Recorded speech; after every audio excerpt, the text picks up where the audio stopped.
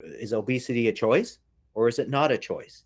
So I would have to disagree with the premise of that question, even in the beginning, because I don't think it's 100% a choice or 100% not a choice. I don't. There is a spectrum, and so there's nuance to that. And I even think that even in the arc of someone's obesity development, the choice or no choice part really happens en route to obesity.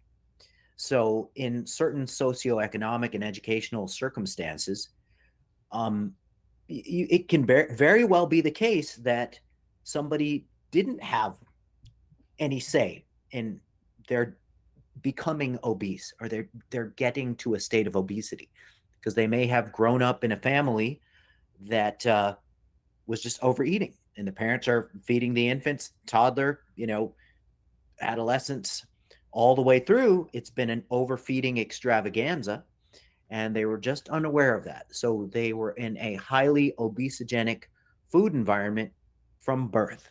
Okay, so now they're adults and now they're obese. And we can pretty accurately say, oh, well, that was not necessarily a choice in that case. Um, and it draws kind of a parallel with starvation and countries that just don't have enough food, basic resources, and there is starvation going on there. So, was starvation a choice for those folks?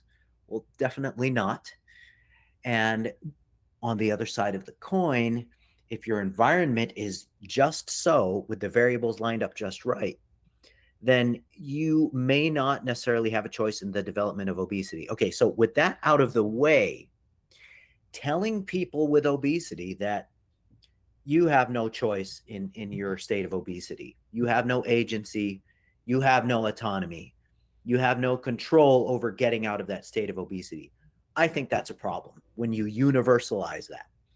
And I think it's a problem. And my colleagues who are physicians tend to embrace the, oh, obesity is not a choice. We'll just medicate you if it comes down to it, Hmm. type of approach. And I have some really smart friends who have that position, and I'm thinking there are parallels between telling obese people that they have no choice and no agency and no autonomy. It's similar to telling somebody who's broke that, you know what, you have no choice in your brokenness. You have no choice in whether you're going to succeed in life or in business, because your environment will just shut you down every time. And not only that, man, but your genetics interacting with the environment are going to keep you poor. So just kind of forget about it. We'll see if we can ask the government to send you some checks, see if that works out. And so there are parallels between that and telling people with obesity that they don't have a choice. I think that it is a case by case situation for sure.